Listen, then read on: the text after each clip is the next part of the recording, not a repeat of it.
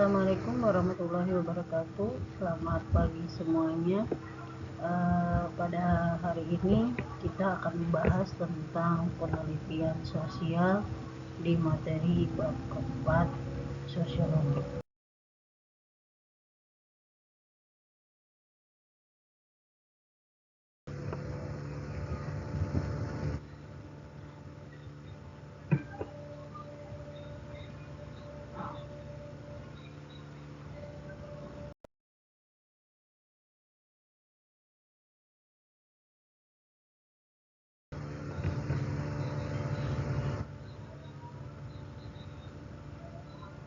Pada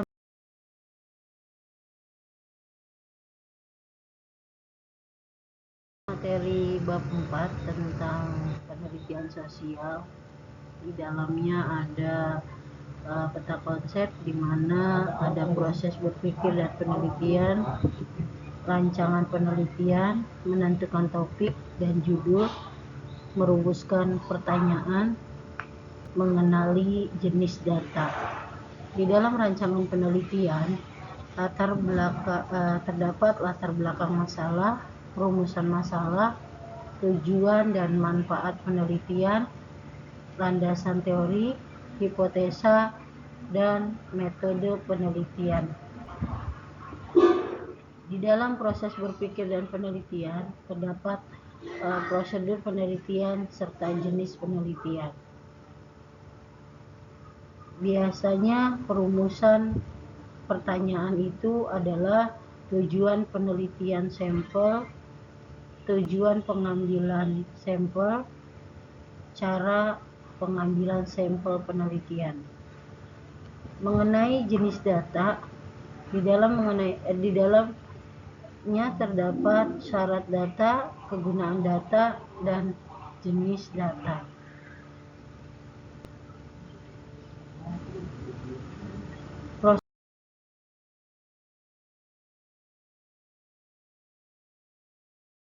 Prosedur penelitian dan penelitian. Proses berpikir, penelitian, prosedur penelitian, jenis penelitian.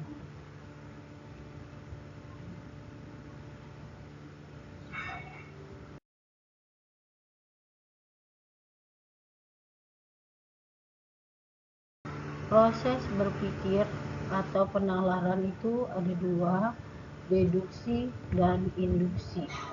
Deduksi biasanya dikenal dengan proses berpikir umum ke khusus. Contoh, burung berkaki dua, ayam berkaki dua. Kesimpulannya, ayam adalah burung. Sedangkan induksi dikenal dengan proses berpikir khusus ke umum. Kesimpulan diambil dari fakta. Contoh, hari ini hujan, besok juga hujan, maka lusa mungkin akan hujan.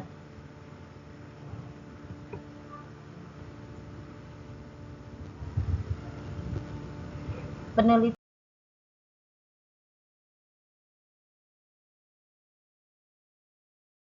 sosial menurut para ahli. Yang pertama, menurut Marzuki, penelitian sebagai suatu usaha untuk mengumpulkan, mencari, dan menganalisa fakta mengenai suatu masalah. Yang kedua, menurut Supranto, penelitian adalah kegiatan yang dijalankan untuk memperoleh fakta atau prinsip dengan sabar, hati-hati, dan sistematis. Ketiga, menurut Sutrisno Hadi, penelitian adalah suatu usaha untuk menemukan suatu atau mengisi kekosongan atau kekurangan mengenai mengembangkan atau memperluas.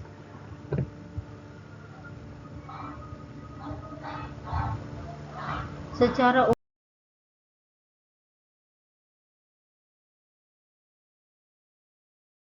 penelitian adalah suatu usaha menarik kesimpulan yang dapat dipercaya kebenarannya. yang dilakukan dengan suatu sadar dan peneliti menurut prosedur ilmiah. Suatu aktivitas ilmiah yang menggunakan metode ilmiah, logis, dan sistematis untuk menguji atau verifikasi suatu atau beberapa hipotesa terhadap satu atau beberapa masalah dengan proses mengumpulkan data.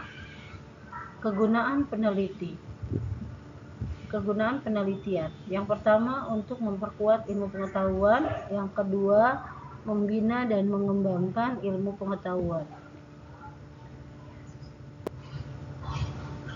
Syarat penelitian.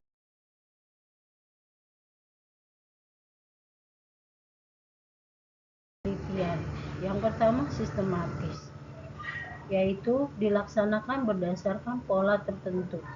Yang kedua, terencana, ada unsur kesengajaan dan telah ditentukan langkah-langkahnya, mengikuti konsep ilmiah. Cara berpikir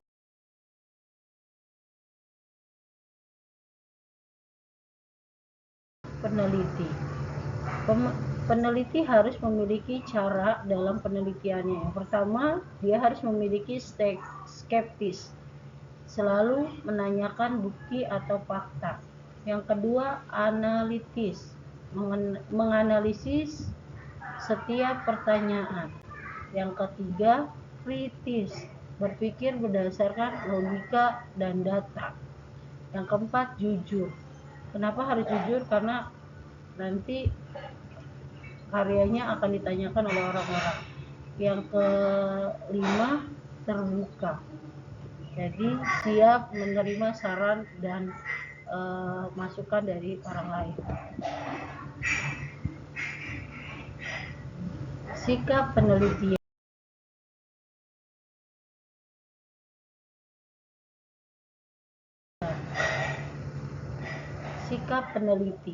Sikap peneliti harus dimiliki yang pertama objektif, artinya memisahkan pendapat pribadi dan fakta.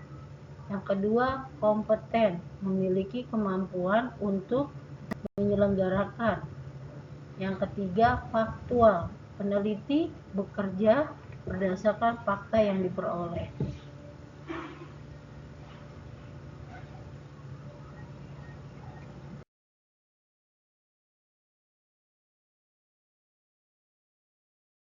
Urutan penelitian yang pertama dari perumusan masalah.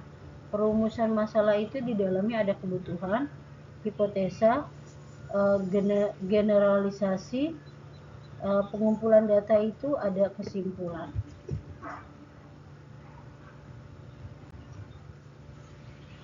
Prosedur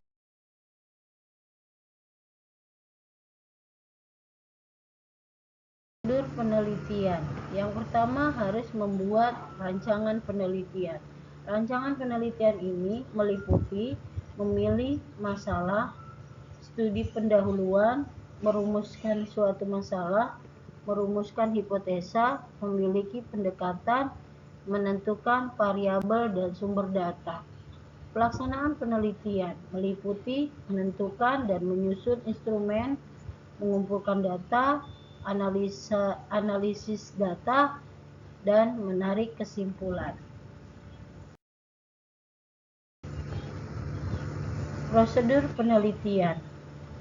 Yang pertama, di dalam pembuatan laporan penelitian biasanya ada bab-bab tertentu. Bab pertama terdiri dari latar belakang masalah, identifikasi masalah, pembatasan masalah, perumusan masalah, tujuan penelitian, dan kegunaan penelitian. Bab kedua biasanya berisi pengkajian teori, pembahasan penelitian, penyusunan kerangka berpikir. Yang keempat, merumuskan hipotesa. Bab ketiga biasanya ada tujuan penelitian, tempat dan waktu penelitian, metode penelitian, teknik pengambilan sampel, teknik pengumpulan data, dan teknik analisis data. Bab 4 biasanya berisi variabel yang diteliti, teknik analisa, kesimpulan analisa, penafsiran kesimpulan, kesimpulan pengajuan, dan hipotesa. Bab kelima biasanya deskripsi singkat mengenai masalah hipotesa dan hasil penelitian, kesimpulan, dan saran. Lampiran biasanya disesuaikan dengan kebutuhan. Terima kasih. Demikian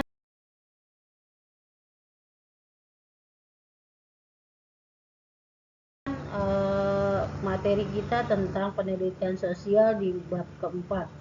Terima kasih. Assalamualaikum warahmatullahi wabarakatuh.